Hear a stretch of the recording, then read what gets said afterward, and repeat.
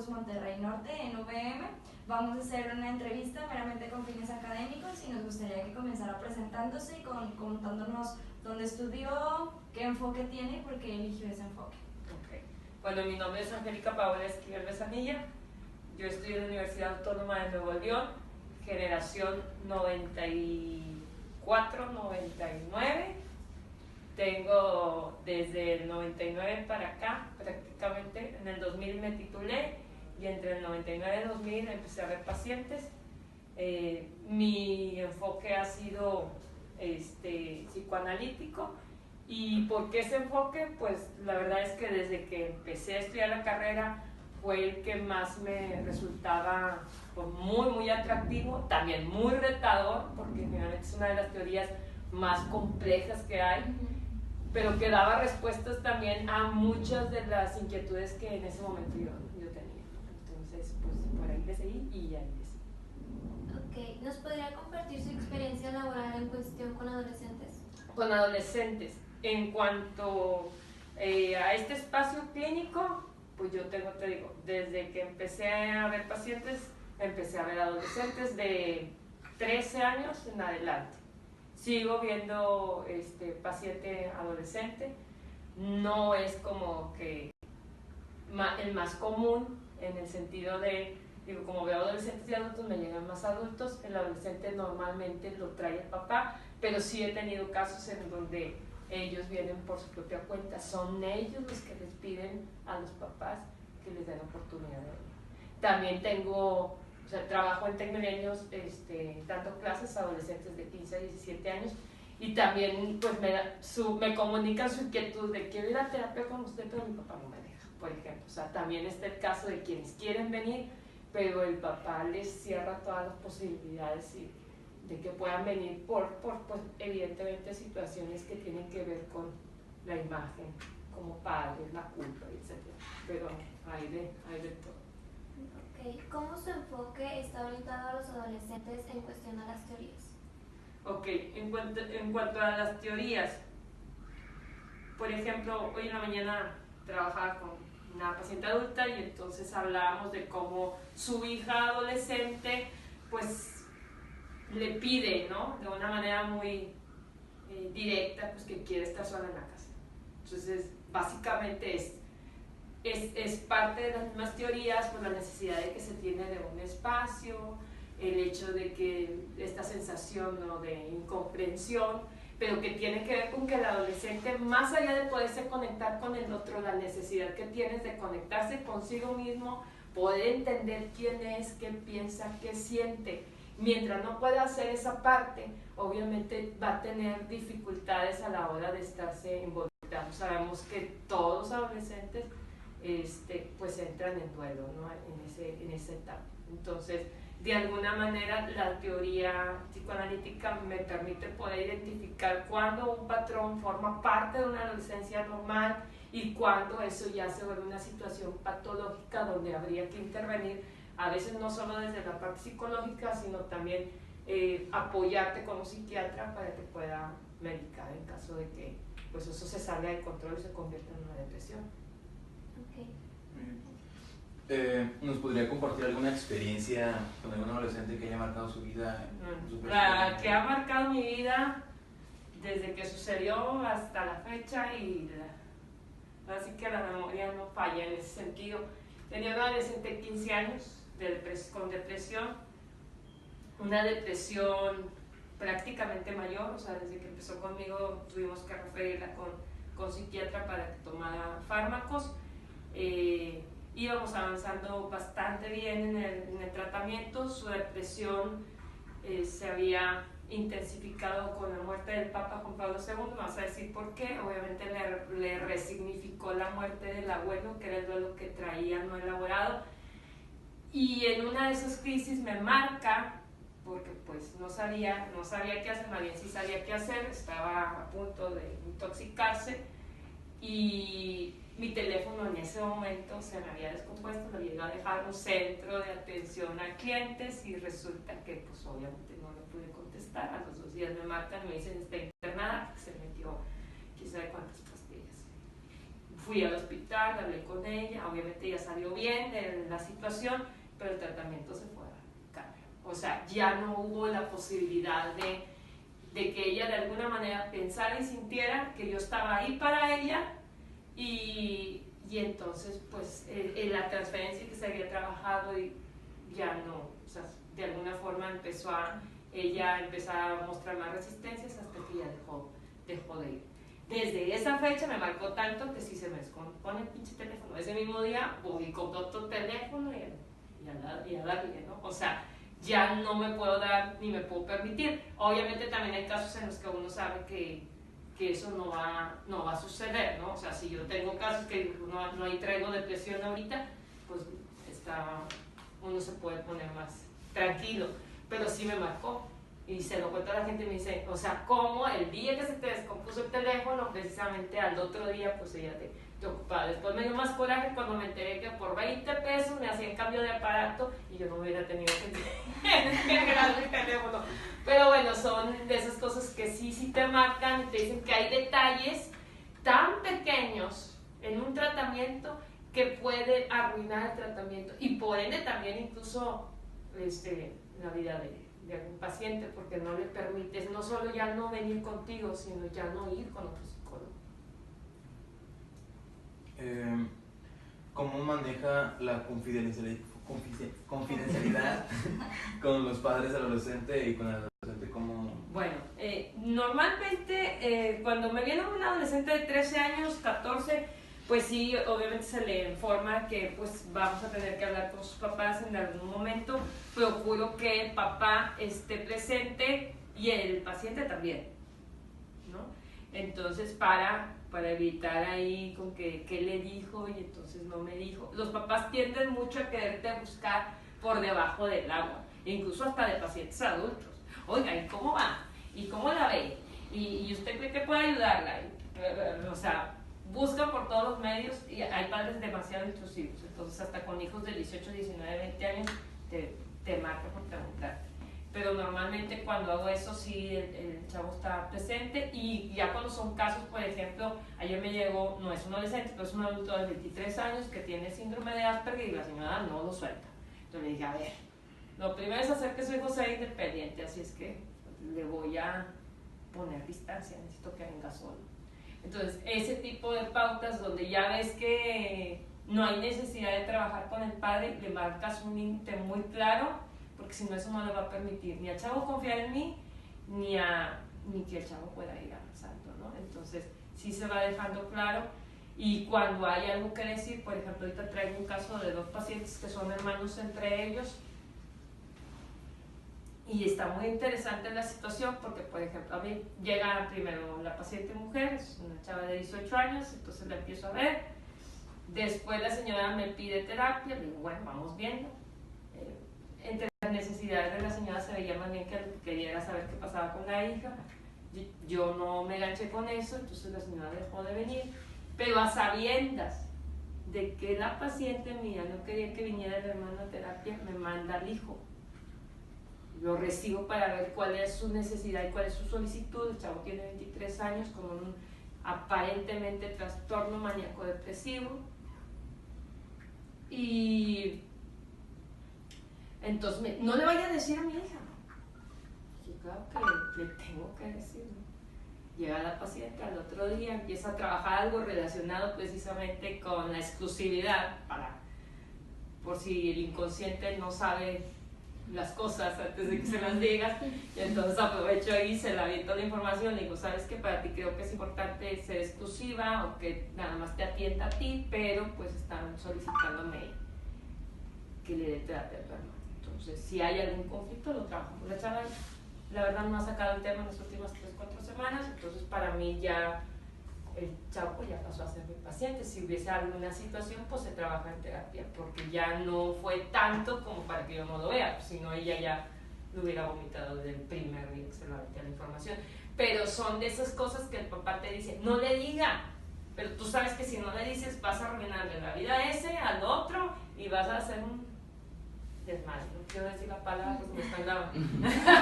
Pero o sea, son cosas que son pequeños detalles, pero tienes que tener cuidado en el manejo. Claro, también al chavo le digo, oye, si tu vida está en riesgo, 16, 17 años, si tu vida está en riesgo, yo sí tengo que abrir la boca y decirle a tus papás. Pero sí se lo dejo saber desde el primer día para evitar leche, no, pues eso es algo que había que decirles, ¿no? Pero sí procuro que siempre que está el papá, que hablo con él, el hijo esté presente. ¿Cuál cree que es el mayor conflicto en los adolescentes? Bueno, el adolescente siempre va a estar bien inconforme con los papás. O sea, si con la cuestión de los límites, ¿no? Me decía un supervisor mío, no, el problema no es con los límites, el problema es que son ellos los que quieren establecer esos límites. Pero al final de cuentas, todos los comportamientos de un adolescente apuntan a que requiere y necesita que límites se pongan de forma muy clara. En esa medida, si te enojas, repelas, te frustras, pero de alguna manera llega un momento en que al mismo tiempo les permite darse cuenta que precisamente porque los quieren es porque están al pendiente, porque están ahí, porque saben lo que necesitan y se les establece ese límite que de alguna manera tiene que ver con esta asociación de atención y por ende pues de que sí los quieren, ¿no? Pero el conflicto más grande es nadie me quiere. Básicamente ahí es donde luego se hace todo lo demás. ¿Cómo cree que el entorno influye en el comportamiento del adolescente desde su enfoque? El entorno, bueno, el entorno influye muchísimo, ya sabemos que nuestra teoría no trabaja con la cuestión de la imitación, sino con la cuestión de la identificación, pero pues básicamente ellos se ven influenciados, ¿no? Estás en un grupo, de alguna manera ese grupo impacta en la forma en la que te vas construyendo. O sea, evidentemente, si bien es cierto, las características del adolescente desde antes de Cristo, ahorita, siguen siendo las mismas, la realidad es que de alguna forma el contexto hace que haya ciertas diferencias en la manera en que se puede manifestar, por ejemplo, la violencia o la agresión, que sabemos que todos nacemos pues con ese impulso, pero la forma en la que se puede demostrar, por ejemplo, ahorita veía que sus preguntas lo de las redes, pues de alguna manera las redes te permiten que tú avientes y escondas la mano, ¿no? Porque, pues, ¿quién dijo? ¿Quién lo hizo? ¿Quién lo compartió? ¿Quién lo empezó? Entonces, sí se promueve mucho la agresión, por ejemplo, en las redes sociales.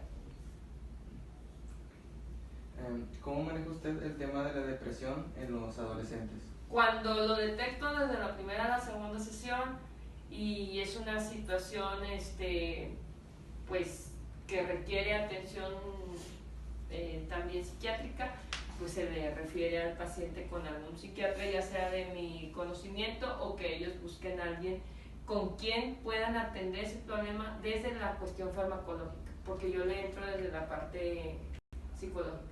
O sea, normalmente hay psicólogos que dicen, no, tiene depresión, ahí nos vemos, váyase con psiquiatra. No, yo sí lo atiendo, pero siempre apoyado con alguien que le esté dando el fármaco, siempre comprometiendo al adolescente y al papá, con que si no se cumple con esa regla, yo no lo puedo atender. O sea, de que esté recibiendo también esa atención, siempre y cuando la depresión pues requiera de eso. Porque hay depresiones que la verdad el chavo empieza a trabajar en la terapia en varias sesiones y va mejorando, a lo mejor no se le quita completamente, pero su estado emocional va mejorando para poder seguir trabajando con las situaciones que realmente le generan conflicto y ir avanzando. Vamos a volver ahora con lo de las redes sociales, acerca de cómo cree que influye en las redes sociales en el comportamiento de los adolescentes. Ya.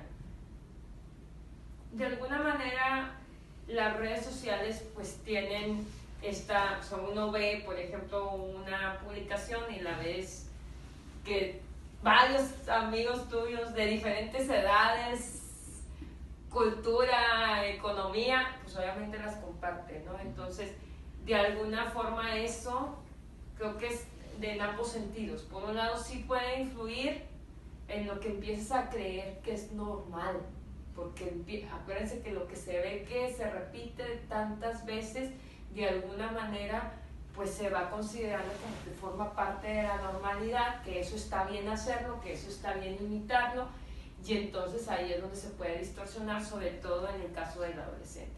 Y por otro lado, pues está esta parte, ¿no?, de que es la manera más fácil, sencilla de sacar la agresión de manera general o incluso particular en este momento sin que haya muchas consecuencias, porque al final de cuentas no hay nada que esté reglamentado, no hay nada que esté legislado, y los casos más comunes, por ejemplo, eso del mentado pack, que luego publicas, o sea, que ni siquiera sabes ni cómo lo tuvo la persona, pero sí puede llegar a impactar de tal manera que tengas que dejarle de hablar a la mayoría de las personas, tengas que dejar tu escuela, tengas que dejar tu trabajo, además obviamente de cerrar todo eso, ¿no? Y te voy a decir una cosa, no solo en el adolescente, o sea, el impacto que puede tener una acción de ese tipo, o sea, un error de ese tipo, porque pues al final cualquiera pudiese cometer ingenuamente decir, no, a Perengano nunca se le va a ocurrir, o a Sutanita nunca se le va a ocurrir compartir esas madres. Claro que se comparten por las mismas necesidades que las personas traen, ya sea por sentir esta hombría, por sentir poder, por chantajear a otra persona, por enojo, por desquitarte, etcétera. O sea, hay muchas cosas, porque son muchas emociones que pueden ir implícitas en una relación, ¿no? Entonces, son cosas que ponen a las víctimas en ese sentido de forma vulnerable. Me tocó vivirlo, por ejemplo, en Tecmilenio, y bueno, no pasó a mayores porque de alguna forma pues hay una cultura ahí de concientizar, de no compartir cosas que crean que no son prudentes. Entonces, pues no hubo mayor riesgo. A la chava obviamente se le dijo, si tú empiezas a ver que la situación se pone muy mal o si se empieza a compartir, pues nada más avísanos y se iba a intervenir, pero no hubo necesidad de intervenir. Pero sí creo que es por un lado está bien, porque al final el adolescente necesita sacar la agresión de algún lado, ¿no? O sea, hay papás que vienen, ay, es que le puso pendeja, o sea, pues está bien, o sea, pues, la pendejió, no se lo dijo directamente, lo escribió, lo sacó, no le hizo daño a nadie, finalmente tiene que salir, o sea, porque luego también luego hay papás que los quieren así como, ay, que no digan nada, que no hagan nada. No, pues la agresión ahí está, o sea, el adolescente tiene agresión y tiene que aprender a sacarla de tal manera de no hacerle daño a los demás y no hacerse daño a él, porque al final cuando le haces daño al otro, a ese otro que tú amas, pues obviamente también te llevas entre las patas, pero tiene que sacarlo. Entonces se vale sacarla, pero yo creo que ya los niveles a veces que llegan a las redes, por ejemplo, con esas publicaciones de, ay, mi amiga la puta y la que es una santa, y luego, ay, etiqueta a tu amiga, y etiquetan dos y hay que te alegre.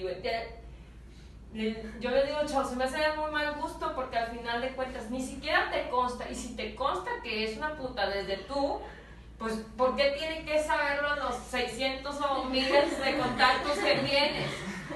Al final, pues hay gente que la toma como bogotana, como ustedes, pero nunca va a faltar el vivo que diga, pues a lo mejor se puede, ¿no? Entonces, y le falta ese respeto a alguien, y entonces puedas agredir a alguien o metas en una situación vulnerable, porque tampoco sabes la carga que cada quien trae, ni lo que ha pasado, como para luego andar lidiando también con ese tipo de burlas, porque al final son burlas y es una agresión. Aunque sea en internet y sea sutil y todo el mundo lo haga, no significa que no haya un nivel de agresión que esté muy, muy alto. Entonces, sí soy enemiga de ese tipo de cosas.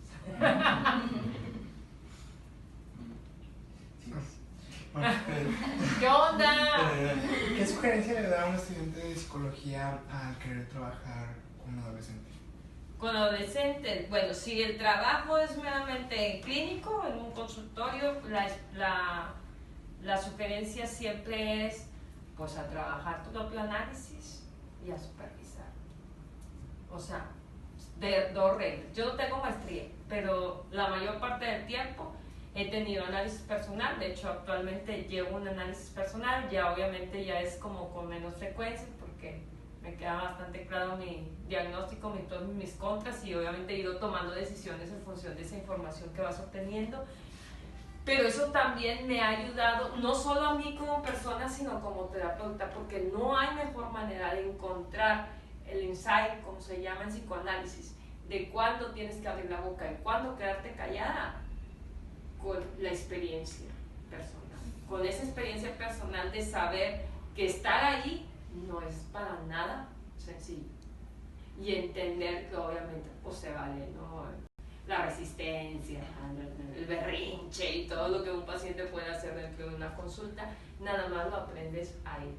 O sea, el tiempo exacto para poder hacer y decir las cosas, porque a veces puede ser muy bueno para saber qué es lo que le está pasando al otro, pero no decirlo en su momento es un error, ¿no? Y pues la supervisión que te permite también tener a alguien con un sentido también objetivo para luego identificar si algo no te está permitiendo ver ciertas cosas de tu trabajo, pues ya vas y lo trabajas a tu espacio ya personal.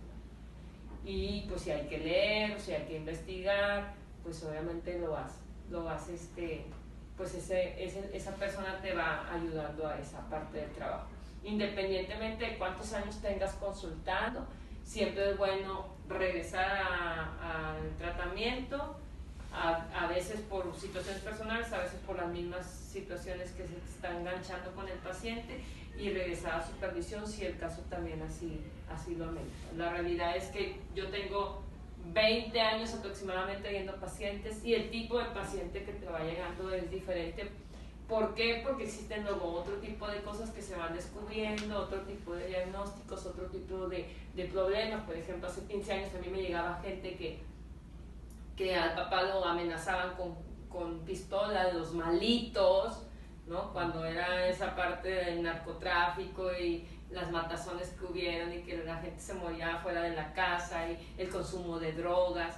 Y ahorita a lo mejor las situaciones son más bien del estrés, del trabajo, donde estamos en un mundo globalizado, donde a la gente le exigen cada vez hacer más cosas en menos cantidad de tiempo, y obviamente eso empieza a generar problemas de salud física y emocional graves, ¿no? Entonces ahorita tengo varios adultos que entre sus quejas, no es lo que los trajo aquí, pero dices, es la constante, es lo que venimos trabajando en las últimas sesiones, es pues que me exigen, es que me piden, es que estoy bien estresada. Y no es que sean malos empleados, sino que básicamente el mundo está cambiando y les pide que se ajusten de esa manera, y las problemáticas y las enfermedades psicosomáticas obviamente empiezan a subir en proporción. Entonces es otro tipo de casos los que te pueden.